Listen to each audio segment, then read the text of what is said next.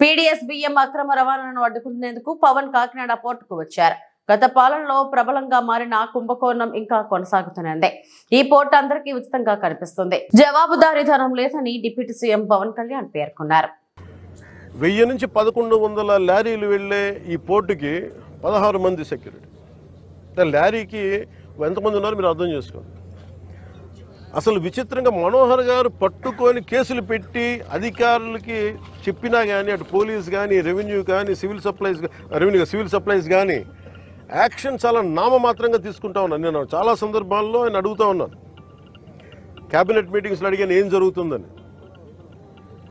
నేను ఒకటే ఏం చెప్పానంటే, ఇందాక మన మనోహర్ గారికి వీళ్ళకి మనం ఏ యాక్షన్ కనుక మనం ముందుకు తీసుకెళ్ళకపోతే వీళ్ళు ఇన్ని మాటలు చెప్పి దీన్ని ఏమి ముందుకు తీసుకెళ్ళలేదేంటి అన్న అపవాదం మనందరి మీద ఉంటుంది.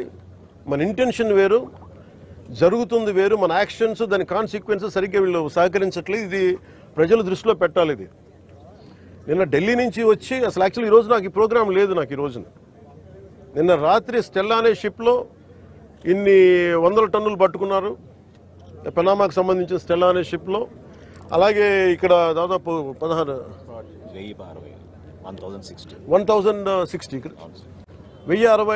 మెట్రిక్ టన్నులు ఇక్కడ పట్టుకున్నారు. ఇంత బలంగా సాక్ష్యాధారాలతో దొరికినప్పుడు దీన్ని ఎలా చేయాలని చూస్తే సమస్య ఎక్కడుంది అంటే, ఇది చాలా డీప్ నెట్వర్క్. ఇది నేను వస్తాను అంటే నిన్న రాత్రి కూడా నాకు చాలామంది ఫోన్లు చేసి మెసేజ్లు ఏం పెడతారు, మీరు రావద్దు సార్ ఇక్కడికి అంటారు. మీరు ఎందుకు రాకూడదంటే ఒక 10,000 మంది జీవితాలు అతలాకుతలం అయిపోతాయని. పోర్ట్ అనేది it is meant for exports.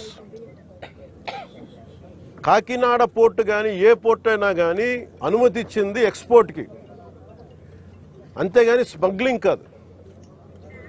Smuggling మీద చేసే విధానంలో కూర్చోబెట్టి దానికి పర్మిషన్, దానికి లైసెన్స్ ఇవ్వాల. లీగల్గా ఎక్స్పోర్ట్కి మాత్రమే ఇక్కడ పర్మిషన్ ఇచ్చారు దీనికి. కానీ వస్తే 10,000 మంది జీవితాలు అతలాకుతలం అయిపోతాయంటే నాకు ఒకటే అనిపించింది.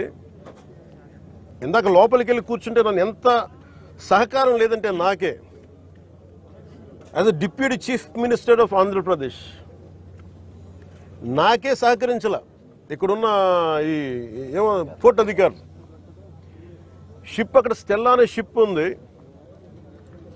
పైకి ఎక్కాలి. దాన్ని ఒక దాదాపు 6 కంపార్ట్మెంట్స్లో దాన్ని ఏముంటుందని 6 కంపార్ట్మెంట్స్లో 3 కంపార్ట్మెంట్స్ ఇది ఉంది. దాన్ని సీజ్ చేసి అక్కడ ఆఫ్ చేసాం. లోపలికి వెళ్ళి చెక్ చేద్దామంటే ఈ అనుకూలంగా లేదు మీకు పైకి ఎక్కడానికి అని చెప్పి అక్కడే తిప్పుతున్నాను నన్ను. ఇంత ఆబ్వియస్గా నాలాంటి వాడికి ఇంత ఆబ్వియస్గా అందరూ చూస్తుండగా, అంటే దీని వెనక ఎంత డీప్ రూటెడ్ నెట్వర్క్ పనిచేస్తాం మీ అందరికీ అర్థం. కొండబాబు గారు కూడా అదే చెప్తా ఉన్నారు. చూడండి సార్ ఎలా ఉందంటే అదే చెప్తా ఉన్నారు. నేను మీకు ఎప్పటి నుంచో మొత్తుకున్నాను సార్, ఇదే మీకు మీ దృష్టికి తీసుకొస్తుందని. ఇందాక మీకు చెప్పాను, కొండబాబు మనం కూర్చోబెట్టి మనం మెత్తగుంటే సరిపోదు, మనం గట్టిగా మాట్లాడాలి దీని మీద మనం అందరం అని. అది చెప్తా ఉన్నాను కొండబాబు గారికి. మనోహర్ గారికి ఆయన being a civil supplies minister నాకు ఏమి చేయాలి, నేను ఎన్నిసార్లు చేసిన యాక్షన్ ముందుకు వెళ్ళట్లేదంటే డిస్ట్రిక్ట్ సివిల్ సప్లైస్ అధికారిని పిలిచి నేను అడుగుతాను రాగానే. నేను ఇక్కడున్న సెక్యూరిటీ అధికారిని అడిగా, చెక్ పోస్టుల సెక్యూరిటీ అధికారి, మీకు పర్మిషన్ ఎవరు ఇచ్చారు, హూ చెక్స్ దిస్ అంటే, మాకు నో అబ్జెక్షన్ సర్టిఫికేట్ ఉంది. ఎవరు ఇచ్చారు మీకు, దాని మీద అధికారికంగా ఏమైనా ఉత్తర ప్రత్యుత్తరాలు ఉన్నాయా?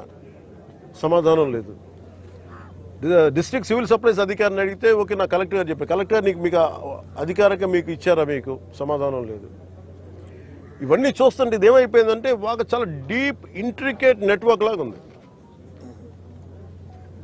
మన రాష్ట్రం మీరు చూసి 40,000 terrain South America, that from Colombia నుంచి వైజాగ్ పోర్ట్లో దొరికింది.